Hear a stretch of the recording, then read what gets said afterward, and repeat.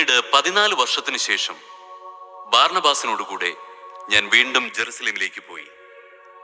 തീത്തോസിനെയും കൂടെ കൊണ്ടുപോയിരുന്നു. ഒരു വെളിപാടനുസരിച്ചാണ് ഞാൻ പോയത്. അവിടുത്തെ പ്രധാനികളുടെ മുമ്പിൽ ഞാൻ വിജാതിയരുടെ ഇടയിൽ പ്രസംഗിക്കുന്ന സുവിശേഷം സ്വകാര്യമായി അവതരിപ്പിച്ചു. ഇത് ഞാൻ ഓടിയതും വ്യർത്ഥമാകാതിരിക്കാൻ വേണ്ടിയായിരുന്നു.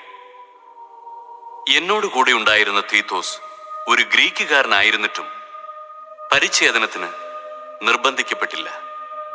എന്നാൽ യേശുക്രിസ്തുവിലുള്ള ഞങ്ങളുടെ സ്വാതന്ത്ര്യത്തെ ചൂഷണം ചെയ്ത് ഞങ്ങളെ അടിമത്തത്തിൽ കൊണ്ടുചെന്നെത്തിക്കുന്നതിന് വ്യാജ സഹോദരന്മാർ രഹസ്യത്തിൽ കടന്നുകൂടി.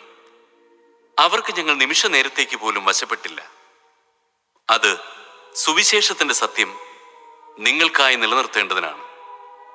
തങ്ങൾ എന്തോ ആണെന്ന് ഭാവിക്കുന്ന അവരിൽ നിന്ന് എനിക്ക് കൂടുതലായി ഒന്നും ലഭിച്ചില്ല. അവർ എന്താണെന്ന് ഞാൻ ഗൗനിക്കുന്നേയില്ല. ദൈവം മുഖം നോക്കുന്നവനല്ലല്ലോ. പരിച്ഛേദിതർക്കുള്ള സുവിശേഷം പത്രോസിന് എന്നതുപോലെ അപരിച്ഛേദിതർക്കുള്ള സുവിശേഷം എനിക്ക് ഏൽപ്പിക്കപ്പെട്ടിരിക്കുന്നു എന്നവർ മനസ്സിലാക്കി. എന്തെന്നാൽ പരിച്ഛേദിതർക്ക് പ്രേഷിതത്വം പത്രോസിലൂടെ നിറവേറ്റുന്നവൻ തന്നെ വിജാതിയർക്ക് വേണ്ടി എന്നിലൂടെ പ്രവർത്തിക്കുന്നു. നേതൃസ്തംഭങ്ങളായി ഗണിക്കപ്പെട്ടിരുന്ന യാക്കോബും കേപ്പായും യോഹന്നാനും ദൈവത്തിന്റെ കൃപ എനിക്ക് ലഭിച്ചിരിക്കുന്നുവെന്ന് കണ്ട് തങ്ങളുടെ കൂട്ടായ്മയുടെ വലത്തുകരം എനിക്കും ബാർണബാസിനും നീട്ടിത്തന്നു. അങ്ങനെ വിജാതിയരുടെ അടുത്തേക്ക് ഞങ്ങളും പരിച്ഛേദിതരുടെ അടുത്തേക്ക് അവരും പോകാൻ തീരുമാനമായി. പാവങ്ങളെപ്പറ്റി ചിന്ത വേണമെന്ന് മാത്രമേ ഞങ്ങളോട് അവർ ആവശ്യപ്പെട്ടുള്ളൂ. അതുതന്നെയാണ് എൻ്റെ തീവ്രമായ താല്പര്യം.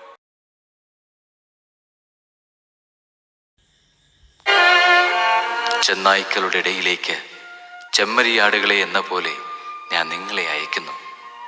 അതിനാൽ നിങ്ങൾ സർപ്പങ്ങളെ പോലെ വിവേകികളും പ്രാവുകളെ പോലെ നിഷ്കളങ്കരുമായിരിക്കുവിൻ.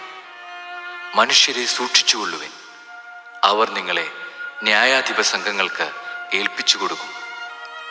തങ്ങളുടെ സിനഗോഗുകളിൽ വെച്ച് അവർ നിങ്ങളെ മർദ്ദിക്കും. നിങ്ങൾ എന്നെ പ്രതി നാടുവാഴികളുടെയും രാജാക്കന്മാരുടെയും സന്നിധിയിലേക്ക് നയിക്കപ്പെടും. അവിടെ അവരുടെയും വിജാതിയരുടെയും മുമ്പാകെ നിങ്ങൾ സാക്ഷ്യം നൽകും. അവർ നിങ്ങളെ ഏൽപ്പിച്ചു കൊടുക്കുമ്പോൾ എങ്ങനെ പറയണമെന്നോ എന്തു പറയണമെന്നോ നിങ്ങൾ ആകുലപ്പെടേണ്ട.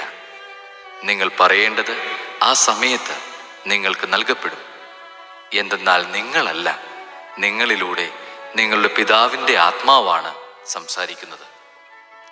സഹോദരൻ സഹോദരനെയും പിതാവ് പുത്രനെയും മരണത്തിന് ഏൽപ്പിച്ചു കൊടുക്കും.